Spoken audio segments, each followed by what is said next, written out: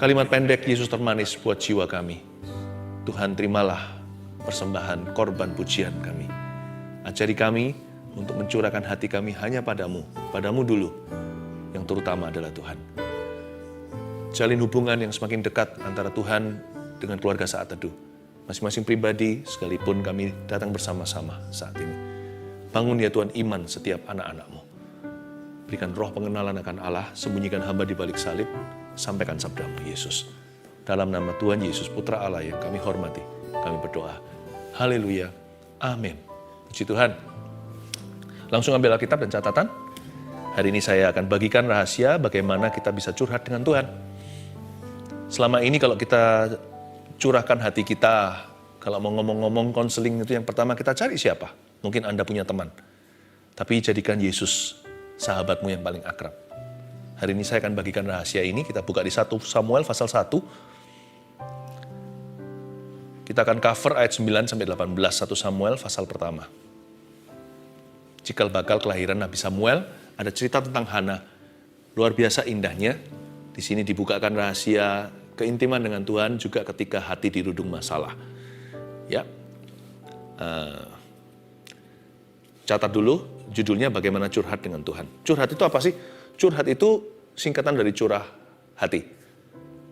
Jadi itu sebenarnya bahasa slang sih. Mungkin kalau orang-orang Indonesia yang menyaksikan ini di luar negeri sudah lama nggak di tanah air dan nggak ngikuti bahasa-bahasa informal. Ya, artinya mencurahkan hati seseorang itu ada di Mazmur 62. Nggak usah dibuka. Nanti kita akan baca 1 Samuel pasal 1, 62 ayat 9 di Mazmur itu berkata begini. Percayalah kepadanya, hai umat, di setiap waktu. Jadi Tuhan bicara sama jemaat, hai jemaat, jemaatku, jemaatnya Kristus, percayalah kepada Tuhanmu setiap waktu. Jangan sekali-kali kadang-kadang, setiap saat, segala musim kehidupan, termasuk ketika hati dirudung masalah. Dan curahkanlah hatimu kepadanya. Kita disuruh curhat di hadapannya, sebab Allah kita adalah perlindungan. Jadi sebenarnya, mencurahkan hati sama Tuhan atau konseling pribadi sama Yesus tanpa perantara, itu perintah. Itu bukan saran loh ya. Karena Mazmur 62 ayat 9 berkata, percayalah, lalu curahkanlah hatimu di hadapannya. Jadi, tapi gimana caranya Pastor Philip? Gimana kita curhat sama Tuhan itu? Bagaimana membangun keakraban? Nah di sini kita harus lihat trik-triknya. Setan akan berusaha untuk menghalangi. Karena itu kita harus mengerti dulu hati Allah. Hati Tuhan untuk kita. Kita baca 1 Samuel pasal yang ke-1 ayat yang ke-9 dulu. Pada suatu kali, setelah mereka habis makan dan minum di Silo. Silo itu tempat rumah Allah dulu. Berdirilah Hana, sedang Imam Eli duduk di kursi dekat tiang pintu bait suci Tuhan. Ayat 9 berhenti di sana sebentar, saya kasih background story-nya. Ada seorang pria namanya Elkana, seorang Yahudi yang takut akan Tuhan, punya 2 istri, ya perjanjian lama, di perjanjian lama namanya Hana dan Penina. Penina itu madunya, jadi Hana itu istri pertama. Hana nggak punya anak sama sekali, Penina punya beberapa, jadi itu mengenaskan, istri sah malah nggak punya keturunan. Lalu worse still, yang lebih parah, lebih buruk lagi adalah si Penina suka bullying. Verbally bullying. Mungkin dia diam-diam cubit dari belakang, disindir, sarkastik sekali komentar-komentarnya. Lu nggak punya anak, gua punya beberapa. Gitu-gitulah menghina. Jadi makan hati buat si Hana. Sekalipun suaminya sangat cinta sama dia, si Elkana, tapi nggak bisa tergantikan rasa malunya. Apalagi di perjanjian lama, kalau wanita mandul tidak bisa punya keturunan, itu jadi cemoohan atau menjadi noda di masyarakat. Orang-orang mengira dia kena kutukan. Karena zaman dulu kan pikiran belum terbuka. Jadi mereka mengira pokoknya kalau satu orang itu nggak bisa punya putra, orang itu pasti dihukum Allah. Jadi Hana ini tersiksa batinnya. Nah suatu hari setelah mereka makan dan minum di Silo, setelah memberi persembahan annually datang ke bait suci, datang maksudnya ke rumah Tuhan untuk mereka itu ke situ. Di situ Hana bakalan curhat sama yang Maha Kuasa. Tapi yang ada di sana adalah Imam Eli duduk di kursi sih, karena dia gemuk sekali, dekat pintu bait suci Tuhan, dekat tiang. Yang jadi hamba Tuhan waktu itu, padahal mereka jahat, adalah kedua putra daripada Eli, FYI, for your information only. Ya, yang nantinya tentunya mereka dihukum Tuhan karena mereka main-main dengan api persembahan. Jadi kita lihat dulu konteksnya ya. Si Hana ini nowhere to go, no one to turn to, karena zaman itu kegelapan. Bayangin yang jadi penjaga bait suci, jadi imamnya aja korupsi. Jadi waktu itu nggak ada orang benar seolah-olah. Jadi Hana ini nggak punya siapa-siapa kecuali Tuhan yang bisa mendengar keluh kesahnya. Ayat 10. Dan dengan hati pedih ia berdoa kepada Tuhan sambil menangis terseduh-seduh. Kasihan. Berhenti di ayat 10 dulu. Dia ini victim sebenarnya, dia ini korban bullying dan juga korban kehidupan seolah-olah. Aku salah apa kok tidak dapat keturunan? Si Hana ini seorang pendoa. Ya, pendoa syafaat. Dia dikenal hari ini di kalangan gereja Tuhan sebagai seorang yang doanya dikabulkan. Tapi kita lihat gimana dia curhat. Dia sih nggak melihat dirinya sebagai pendoa syafaat. Dia hanya punya masalah, hatinya dirudung problema. Dia hatinya pedih, di ayat 10 dikatakan di sini. Sampai dia menangis terseduh-seduh, bukan nangisnya itu menetes air mata. Itu semua air wajah. Menangis terseduh-seduh itu menangis keras, itu sampai sesegukan, sampai tidak berdaya. Kadang-kadang mungkin dia tersendat, kena air matanya sendiri. Dia bahkan nggak bisa menaruh dalam kata-kata, nggak bisa tahan emosi. Seperti air bah dalam jiwa. Dengan hati pedih ia berdoa kepada Tuhan. Tapi kuncinya di sini di ayat 10 baca sekali lagi. Dan dengan hati pedih, oke lah, setiap kita pasti punya kepedihan. Nah ini kuncinya. Ia berdoa kepada Tuhan. Waktu Anda pedih, Anda lakukan apa yang Anda lakukan? Waktu kita menangis terseduh-seduh karena nasib ini menekan, apa yang kita lakukan? Ini kuncinya Hana. Dan dengan hati pedih, nggak berhenti di sini. Ia Hana berdoa kepada Tuhan. Catat nomor 1. Bagaimana curhat dengan Tuhan? 1, pastikan dulu bahwa Tuhan adalah alamat yang tepat untuk curhat. Pastikan bahwa Tuhanlah destinasi curahan hatimu. Nah, problem itu biasanya terjadi ketika Tuhan Yesus bukanlah pribadi pertama yang Anda curahkan jiwa Anda. Atau Anda bawa keluh kesah. Nah, disitulah komplikasi terjadi biasanya.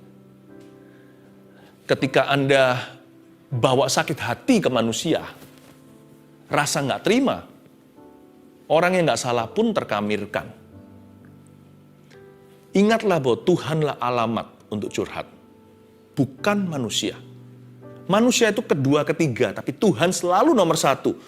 Selalu yang dituju adalah Tuhan dulu.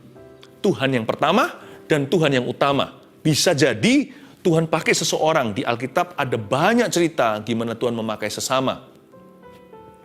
Tapi selalu Tuhan memakai mereka atau Tuhan melalui orang-orang ini. Karena kalau kita sekarang sadar bahwa Tuhanlah sumbernya dengan S huruf besar, hendaknya ketika hati dirudung masalah, ketika hati pedih, menangis terseduh-seduh lagi, alamat ke-1 yang dituju adalah Tuhan Yesus dulu. Yang pertama dan yang utama. Yang lainnya hanyalah tambahan atau bahkan bonus dari Tuhan. Jadi bangun keakraban.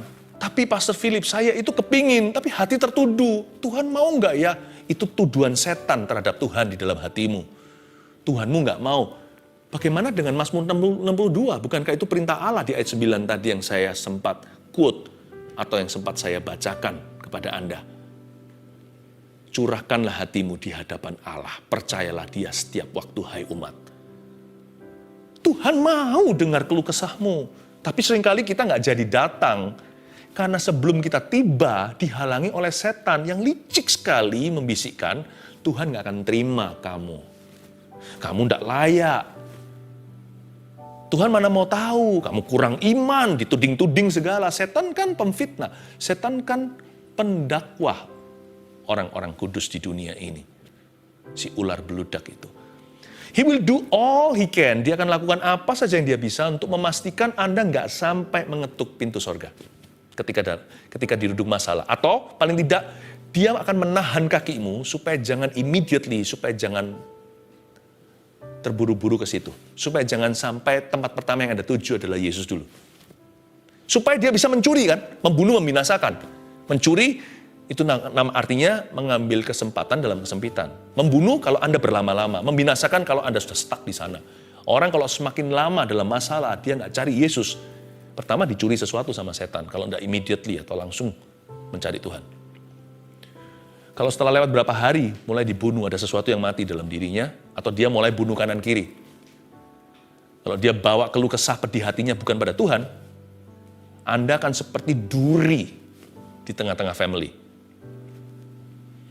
Lalu kalau Anda stuck di sana, terus nggak cari Tuhan, dan memang selama lamanya, padahal Tuhan sudah menunggu di sana, Anda berlamban-lamban atau berlambat-lambat ke situ, maka dia bahkan bisa membinasakan sesuatu. Bisa fatal akibatnya. Itulah sebabnya Tuhan itu pertolongan pertama. Dan Tuhan itu pertolongan utama. Iblis akan melakukan segala perkara. Mendatangkan segala perkara, melakukan segala sesuatu untuk menghalangi Anda ke situ. Sebab dia tahu, kalau sampai Anda ke sana, sampai ke Yesus, itulah pertolonganmu. Karena dia tahu, sama sekali tahu, dia sangat jelas sekali mengerti. Kalau sampai Anda menyerahkan permasalahan hidup Anda ke dalam tangan Tuhan, tamatlah riwayatnya. Maksudnya, habislah setan. Mungkin Anda nggak langsung dapatkan yang Anda mau atau dijawab doanya detik ini. Tapi siapa yang jatuh ke tangan Tuhan akan dibangun oleh Roh Kudus. Dia mengerti itu. Dan dia takut kalau Anda dan Tuhan bersatu dalam permasalahan. Atau dalam kehidupan tentunya. Jadi pastikan yang pertama, Tuhan adalah alamat yang tepat untuk curhat. Kita lihat ayat 11 sekarang, kita baca.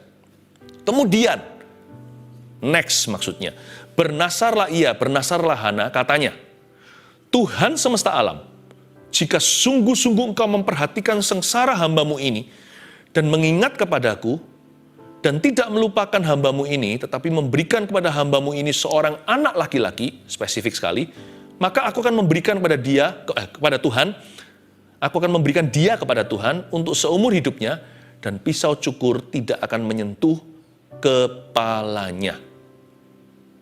Tunggu sebentar. Memang ini doanya spesifik. Padahal kalau orang lagi hatinya pedih itu kan susah untuk berpikiran objektif. Jadi saya tahu bahwa untuk dia bisa berdoa begini butuh konsentrasi yang tinggi.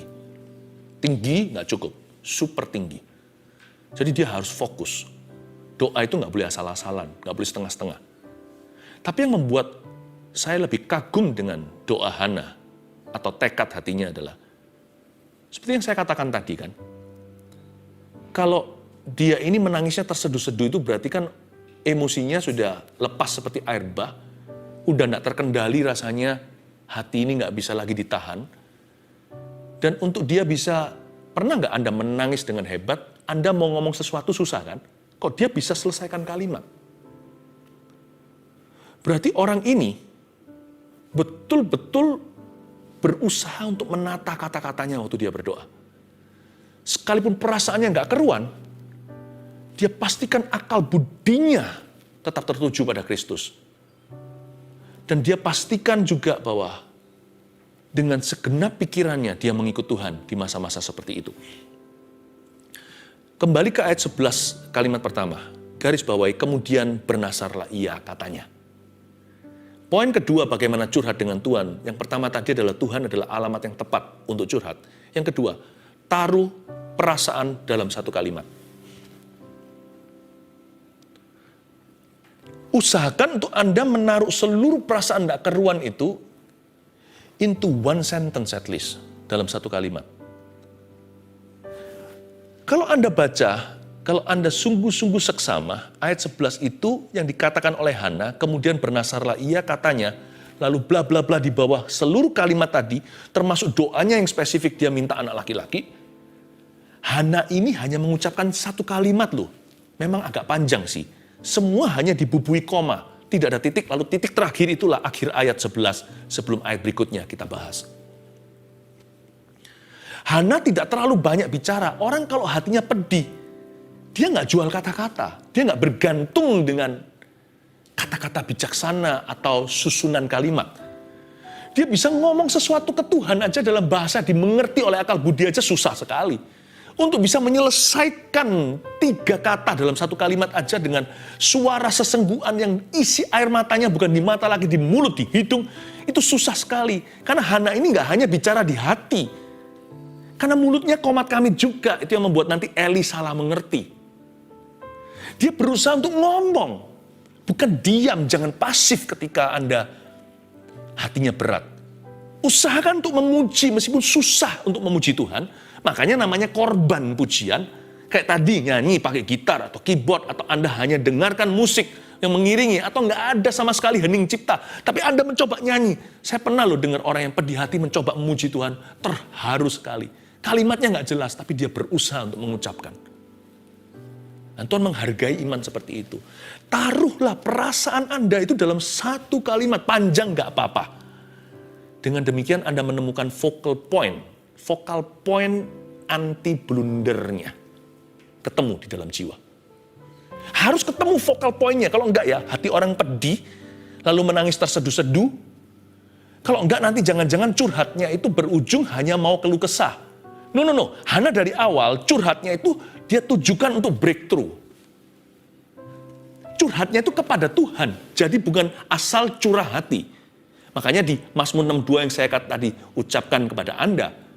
Curahkanlah hatimu, kata Alkitab, hai umat, di hadapannya alias kepadanya. Jadi curhat itu bukan solusinya.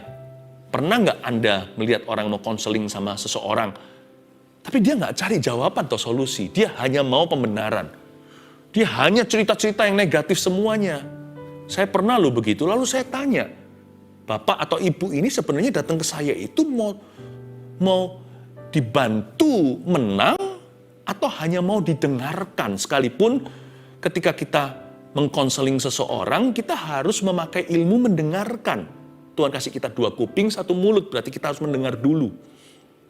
Tapi ada orang yang hanya mau didengarkan, tidak mau berubah. Itu bukan Hana. Hana menemukan focal point-nya. Dia kasih vaksin anti blunder dalam jiwa, sekalipun jiwanya sudah blunder nggak keruan. Jiwanya itu sudah nggak kelihatan do re mi fa sol la si do, udah nggak ada nadanya. Taruhlah perasaan Anda into one sentence, even though a long sentence. Kalau Anda baca tadi, Tuhan semesta alam, jika sungguh-sungguh Engkau memperhatikan sengsara hamba-Mu ini, dan mengingat kepadaku, dan tidak melupakan hamba-Mu ini, tetapi memberikan tetapi memberikan kepada hamba-Mu ini seorang anak laki-laki, belum tutup kalimat, maka aku akan memberikan dia kepada Tuhan untuk seumur hidupnya, dan pisau cukur tidak akan menyentuh kepalanya, titik. Just one sentence, amazing prayer. Makanya doa orang benar bila dengan yakin didoakan itu bedanya sama doa orang fasik apa? Orang Farisi suka bertele-tele. Orang benar itu one sentence. Tapi dia compact masukkan di situ seluruh protein keluh kesahnya. Dengan tujuan, Lord, this is what I want. This is what I'm struggling with. Ini yang aku inginkan, ini yang aku gumuli. Aku cari Tuhan. Terimalah keluh kesahku yang berujung keselamatan. Ya? Ayat 12. Ketika perempuan itu terus-menerus berdoa di hadapan Tuhan, maka Eli mengamat-amati mulut perempuan itu. Eli ini lucu. Lucu bukan untuk kita ketawa. Lucu yang membuat saya berkata, kok dia nggak peka? Ketika perempuan itu terus-menerus berdoa, ayat 12, di hadapan Tuhan. Terus-menerus loh ya berdoa. Dia nggak berhenti. Sampai kapan? Pertanyaannya. Nanti kita lihat. Ada titik balik. Ketika perempuan itu terus-menerus berdoa di hadapan Tuhan, maka Eli mengamat-amati mulut perempuan itu. Ada apa dengan mulutnya? Dan karena Hana berkata-kata dalam hatinya dan hanya bibirnya saja bergerak-gerak. Bibirnya itu bergerak-gerak. Tetapi suaranya tidak kedengaran. Maka Eli menyangka perempuan itu mabuk. Nah, ayat yang ke-12 ini catat dulu poin ketiga. Bagaimana curhat dengan Tuhan selain Tuhan adalah alamat yang tepat untuk curhat. Yang kedua, taruh perasaan dalam satu kalimat. Yang ketiga, terus berdoa hingga ada kelepasan damai sejahtera. Jadi si Hana di ayat 12, perempuan ini terus-menerus berdoa di hadapan Tuhan, sampai-sampai Eli salah paham. Dia mengamati mulut perempuan itu yang komat-kamit, bibirnya bergerak-gerak sendiri. Sedangkan Hana sedang berdoa deep in her spirit. Dia sedang bergumul sangat dalam di dalam hatinya. Tapi suaranya nggak kedengaran. Maka Eli menyangka perempuan itu mabuk. Di dalam ayat-ayat yang kita baca barusan ini, di dalam konteks poin ketiga terus berdoa hingga ada kelepasan damai sejahtera. Kita melihat there is such a thing, ada yang namanya deep prayer. Kita mengerti deep worship atau penyembahan yang dalam sekali. Ini doa yang sangat mendalam. In the New Testament, saya kok teringat di perjanjian baru yang namanya glosolalia. Glosolalia itu bahasa doa dalam bahasa roh atau bahasa lidah. Bukan bahasa roh yang diterima untuk menjadi pesan kepada seseorang yang harus diterjemahkan, tapi bahasa roh yang membantu kita dalam pergumulan. Roma 8, 26 dan 27 bunyinya begini, nggak usah dibuka. Saya hafal, saya beritahu Anda dulu untuk singkat waktu. Demikianlah roh Kudus, R huruf besar, membantu kita dalam kelemahan kita, sebab kita sebenarnya tidak tahu bagaimana harus berdoa. Tetapi roh itu berdoa bagi kita dengan keluhan-keluhan yang tak terucapkan. Keluhan-keluhan yang tak terucapkan itu bukan berarti tidak mengucapkan keluhan-keluhan itu. Keluhan-keluhan yang tidak bisa diucapkan dengan bahasa manusia yang kita tahu. Tidak ada language known to man, tidak ada satupun bahasa yang ada dan eksis yang ada di dunia ini yang bisa mewakili perasaan kita waktu itu. Dan Allah yang mengenal hati nurani, Dia tahu apa yang Roh Kudus itu doakan, yaitu bahwa roh tersebut mendoakan orang-orang kudus sesuai dengan kehendak Allah. Jadi persis seperti yang kita gumulkan. Kita tidak bisa taruh dalam bahasa. Ada waktunya, ada orang tertentu berkata, pokoknya aku nggak bisa jelaskan. Tambah dipaksa, tambah nggak keluar. Allah yang membaca nurani itu artinya inilah deep prayer, doa yang begitu mendalam. Bukan lagi hati ke hati. Hati sendiri nggak mengerti kok apa yang sedang dia rasakan. Tapi roh ke roh. A spiritual prayer. The spirit prays. Roh kita berdoa dengan keluhan-keluhan yang tak terucapkan namun diutarakan. Itulah yang Eli lihat. Komat kamit. Perempuan itu mulutnya bergerak-gerak. Hanya bibirnya yang kelihatan bergetar. Memang yang dialami oleh Hana ini di perjanjian lama belum ada pencurahan Roh Kudus Pentakosta. Tapi coba bayangkan. Hana aja berdoa dengan sebelum zaman pencurahan Roh Kudus aja didengarkan, apalagi hari ini orang-orang yang sudah dipenuhi sama Roh Kudus. Saya yakin doa Anda pasti akan didengarkan oleh Tuhan.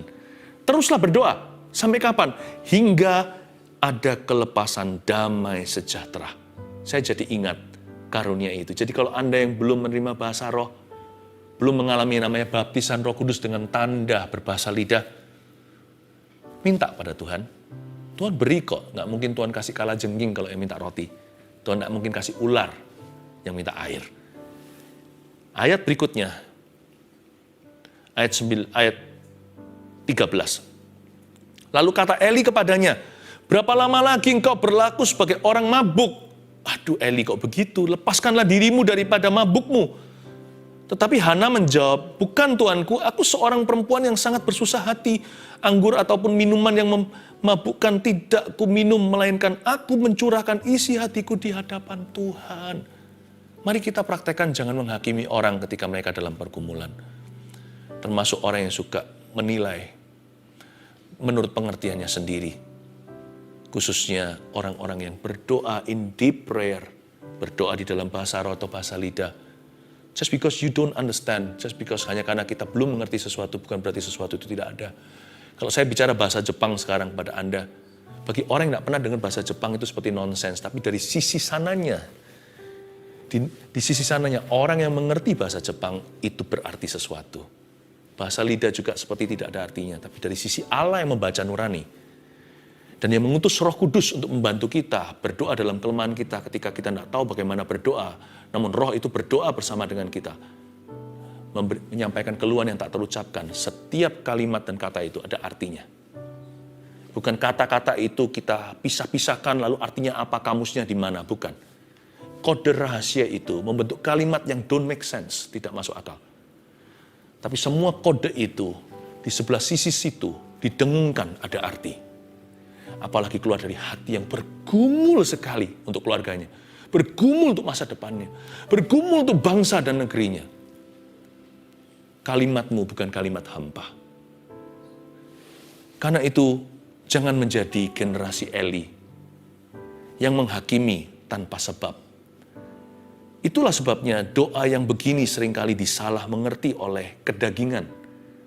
Manusia kedagingan atau Kristen lahiriah yang tidak mengerti pekerjaan dan karya Roh Kudus. Saya ingin sekali menguatkan Anda, kalau Anda memang harus berdoa demikian, jangan izinkan orang lain menghakimi. Jangan marahi mereka jika mereka menghakimimu.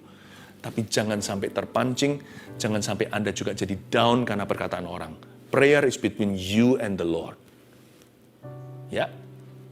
Tapi kalau Anda tahu ada fasilitas seperti ini dari Tuhan, dari kerajaan sorga diberikan, mintalah. Mintalah Roh Kudus, Bapak memberikan Roh Kudus kepada barang siapa yang memintanya. Mintalah karunia itu. Mintalah glosolalia. Sekalipun bisa disalah ngerti dengan Kristen yang kedagingan atau Kristen yang lahiriah. Seperti Eli yang sudah jauh dari Tuhan. Nah, kita baca lagi di ayat yang ke-16. Jangan baca sekarang. Janganlah anggap hambamu ini seorang perempuan dursila. Sebab karena besarnya cemas dan sakit hati aku berbicara demikianlah lama. Betul-betul Hana ini mencurahkan isi hatinya seperti dikatakan di ayat sebelumnya, aku mencurahkan isi hatiku di hadapan Tuhan. Ada tipe-tipe doa yang mengosongkan keluh kesahnya ke hadapan Allah. Dia betul-betul selesaikan blundernya. Dia bisa temukan focal point untuk bisa menjelaskan apa yang dia mau atau apa yang dia gumulkan. Tapi logika hanya bisa menjamah sekian jiwa. Yang terdalam sampai roh kita, beban hanya bisa diangkat ketika kita berdoa, bukan lagi dengan akal budi semata-mata, tapi dengan segenap hati kita curahkan jiwa kita di hadapan Allah. Hana tidak berhenti sampai menemukan satu kalimat yang dia sampaikan. Hana lanjutkan berdoa sampai hatinya merasakan. Memang wanita kan peka perasaannya. Kita harus belajar yang laki-laki. Dia berdoa sekalipun dia sudah temukan focal point atau kalimat yang dia sampaikan, tapi dia tidak berhenti berdoa. Sampai di jiwanya dia merasakan ada kelepasan damai sejahtera. Doanya nggak stop sampai seluruh kirbat jiwanya yang berat dikosongkan dari seluruh peluru yang tidak perlu. Ayat 17, jawab Eli, pergilah dengan selamat dan Allah Israel akan memberikan kepadamu apa yang kau minta daripadanya. Eli akhirnya mengerti. Bagusnya di sini. Eli berubah haluan dan berkata, oke, I'm sorry. Eli ini masih baik hati dan dia berkata, pergi dengan selamat ya, Allah Israel akan memberikan padamu apa yang kau minta daripadanya. Padahal Eli itu sudah tidak didengarkan doanya oleh Tuhan. Apa artinya kelepasan damai sejahtera? Kalau Anda sudah curahkan hatimu dan sampaikan kalimatmu, apapun jawaban dari Tuhan, sekali lagi, apapun jawaban dari Allah, jangan pandang sumbernya. Mau keluar dari manusia yang sudah tidak dikenal sama Tuhan. Mau keluar dari kejadian yang serba kebetulan. Mau keluar dari ayat tanpa suara audible apa. Kan kita inginnya dinubuatkan. Kita baca firman tiba-tiba dapat yang itu. Bukan berarti kita buka sembarangan. Sekalipun kalau kita sistematis membacanya. Hari itu kebetulan di pasal demikian. Apapun jawaban dari Tuhan di ujung penghujung daripada doa Anda setelah Anda kosongkan seluruh kirbat dan pelurumu ke hadapannya. Whatever God answer will be, apapun jawaban dari Yang Maha Kuasa, jangan pilih-pilih dan jangan pandang sumbernya. Jangan pandang kendaraannya. Siapapun yang membawakan jawaban ke pintu Anda, keledai daripada Bileam pun jadi kalau perlu keluar dari mulut babi, mutiara tetap mutiara dari sorga. Jangan pilih-pilih harus hamba Tuhan tertentu. Jangan pilih-pilih harus kejadian begini. Jangan pilih-pilih harus dengan karunia khusus dari Roh Kudus. Kalau tidak nubuatan, aku tidak bergeming dan tidak percaya itu kalau dari Tuhan. Buktinya, Hannah langsung damai sejahtera ketika Eli berkata, "Go home, my daughter," pulanglah. Hai perempuan, doamu akan dijawab Tuhan. Lalu dia ketawa, saya buktikan di ayat berikutnya. Sesudah itu berkatalah perempuan itu, biarlah hambamu ini mendapat belas kasihan daripadamu. Masa Hannah tidak pernah dengar apa yang dilakukan oleh anak-anak Eli di bait suci, yang sekarang jadi pendeta-pendeta di situ? Tahu dia. Itu sudah menjadi news di Israel. Keluarga Eli ini berantakan waktu itu. Tapi ketika Eli mengucapkan itu, orang kalau desperado, orang kalau putus asa, dia nggak pilih-pilih jawaban. Apapun yang Tuhan sampaikan, dia makan. Dia nggak akan lihat khotbah bagus, khotbah enggak, lihat pembicara, apapun firman Allah, dia telan. Jadi meskipun dia tahu keluarga Eli seperti apa, ketika Eli berkata, pulanglah, Allah Israel akan mengingatmu. Langsung dia pulang, happy ya. Ayat 18 terakhir, sesudah itu berkatalah perempuan itu, biarlah hambamu ini mendapat belas kasihan daripadamu. Lalu, keluarlah perempuan itu, ia mau makan dan mukanya tidak muram lagi. Belum dapat anak loh ya. Nanti ayat-ayat berikutnya baru dia dapat Nabi Samuel yang mengurapi Raja Saul dan Raja Daud. Ini cikal bakal Samuel, Hannah mamanya Nabi itu. Lalu keluarlah perempuan itu, setelah dia menangis mulut komat kamit begitu, dia keluar dari bait suci, dari rumah Tuhan hari itu di Silo, berdamai dengan dirinya sendiri. Dia berdamai dengan situasi hanya karena dapat jawaban dari Tuhan. Dan jawabannya pun tidak sensasional. Suatu kalimat biasa keluar dari mulut seorang imam. Meskipun imam itu sendiri mungkin tidak qualified. Dia berdamai dengan dirinya, berdamai dengan situasinya, dan berakhir keluar dari pergumulannya, beriman kepada Tuhannya. Ujung daripada curhatmu haruslah pada iman dan damai sejahtera. Ujung curhat sama Tuhan itu tidak berhenti pada curah hati, tapi berujung terima karunia dan buah. Tahu nggak 9 karunia Roh Kudus dan 9 buah Roh Kudus itu? Kalau Anda gabungkan 1 dengan 1, 2 dengan 2, iman karunia tersebut, saudara kembar di sisi buah adalah damai sejahtera. Setiap curhat dengan Tuhan selalu berakhir menerima buah dan karunia. Selalu diakhiri dengan tanda seru ini, yaitu iman kepada Tuhan dan damai sejahtera di hati. Jangan berhenti sampai curah hati, berhenti sampai beriman kepada Tuhan. Dia keluar dari kamar, dari Silo itu, berseri-seri, mau makan, mukanya tidak muram lagi. Tak lama kemudian, janji Tuhan digenapi. Suara bayi, lahirlah Samuel. 1, 2, 3, dengan ini saya selesai bagaimana curhat dengan Tuhan. 1, Tuhan adalah alamat yang tepat untuk curhat. 2, taruh perkataan dalam 1 kalimat. 3, terus berdoa hingga ada kelepasan, damai, sejahtera. Mari kita hampiri tatanya. Di hadirat-Mu, Thank you, Lord. Aku puas di hadirat-Mu. Aku bebas di hadirat-Mu, ada terang kehidupanku, pernyataan kuasa kekuatan-Mu.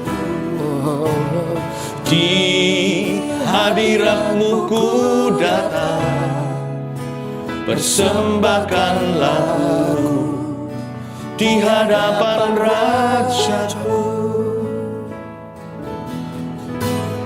Di hadirat-Mu aku puas. Di hadirat-Mu aku bebas. Di hadirat-Mu ada terang kehidupanku, pernyataan kuasa kekuatan-Mu. Di hadirat-Mu ku datang, persembahkan lagu di hadapan Raja-Ku. Saya ingin berdoa bagi Anda yang belum menerima karunia untuk berbahasa roh. Ini karunia doa dan ini indah sekali. Anda bisa minta, ayo berdoa. Kalau Anda belum menerimanya dan rindu, ulurkan tanganmu ke depan sebagai koneksi iman kita. Dan semua orang yang sudah menerimanya saat ini, entah di rumah Anda ada yang butuh doa itu atau tidak ada, tapi pasti dari ribuan orang yang ikut saat teduh saat ini, pasti ada banyak yang belum menerima baptisan Roh Kudus itu.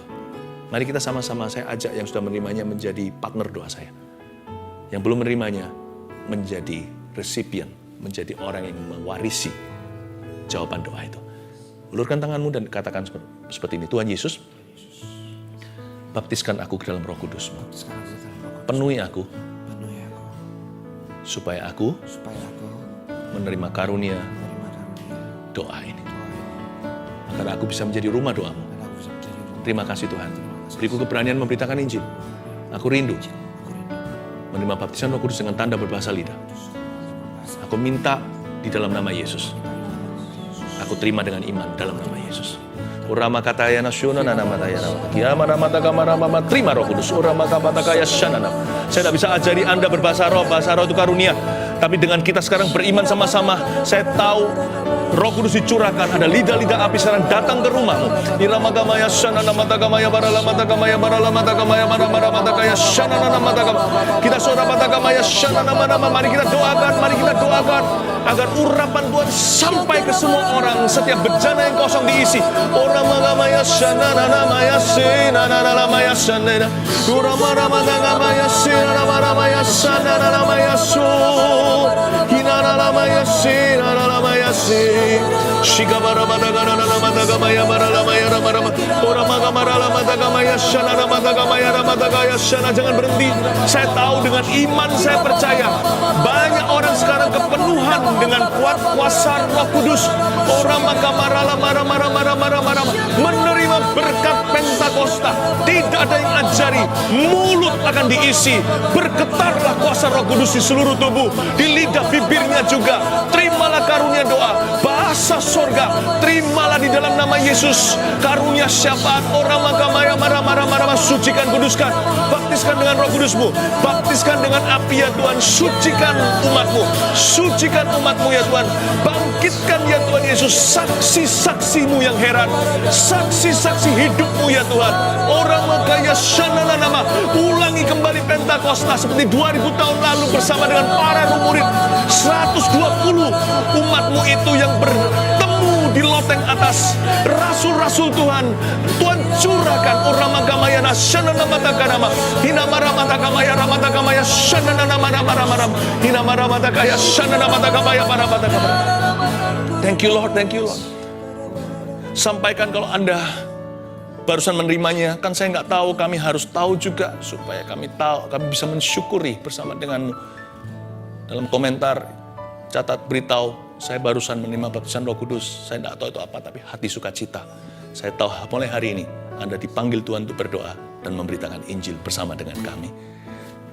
Mari kita doakan untuk setiap permohonan doa 6.216 sekarang dan terus mengalir. Yang barusan menerima bahasa roh, bisa sekarang berbahasa lidah dengan saya untuk sama-sama mendoakan orang-orang yang sekarang berharap pada Tuhan ini. Setiap permohonan ini dalam nama Yesus. Tuhan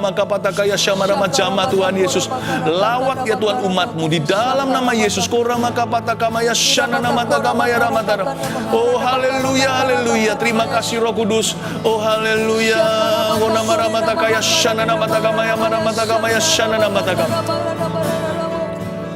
melihat ada badan seseorang seperti gosong-gosong gitu, tidak tahu penyakit apa, tapi seperti tiba-tiba out of the blue, tidak ada alasannya, gosong-gosong di kulitnya. Dengarkan firman Tuhan dalam nama Yesus, penyakit itu Tuhan angkat karena darah bilur di Kalvari. Dan tidak akan kembali lagi, dan semua gosong-gosong di tubuh itu akan sembuh sendiri karena Tuhan yang menjamahmu. Dan Tuhan tidak akan mengizinkan penyakit itu kambuh. Terima kasih Tuhan. Saya melihat dengan sangat jelas gosong-gosong di sekujur tubuhnya, di tangannya, lengannya, ada sampai di kaki, di pangkal pahanya.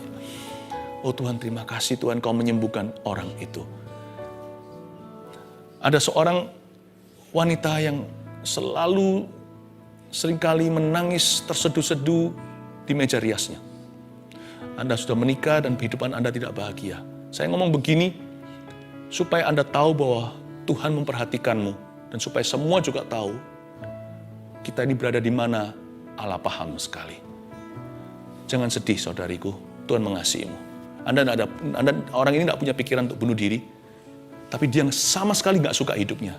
She hates her life so much. She doesn't want to kill herself, tidak mau membunuh dirinya tentunya. Tidak ada masalah dengan itu. Tetapi Anda sangat membenci kehidupanmu. Anda putus asa. Anda tidak tahu harus berbuat apa-apa. Problema yang Anda hadapi begitu berat, Anda merasa tidak tahu harus ngomong ke siapa. Ngomong ke siapapun serasa salah. Ke keluarga juga nggak bisa.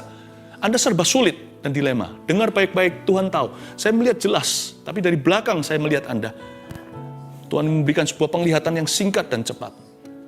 Seringkali di meja rias itu Anda menangis, bahkan pernah sekali sampai tertidur karena Anda lelah menangis.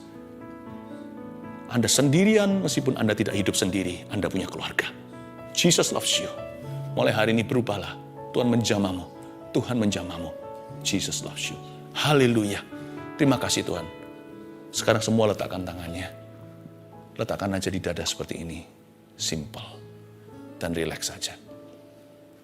Di hadiratmu ada terang kehidupanku. Pernyataan kuasa kekuatanmu. Di hadiratmu ku datang, persembahkan lagu di hadapan Rajaku.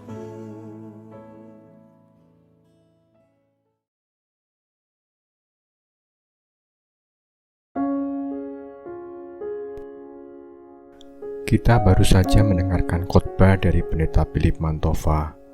Dari khotbah yang kita dengar baru saja, kita belajar ada 3 hal yang dapat kita lakukan saat kita curhat kepada Tuhan. Yang pertama, Tuhan adalah alamat yang tepat untuk curhat. Kedua, taruh semua perkataan dalam satu kalimat. Yang ketiga, terus berdoa hingga ada kelepasan dan damai sejahtera.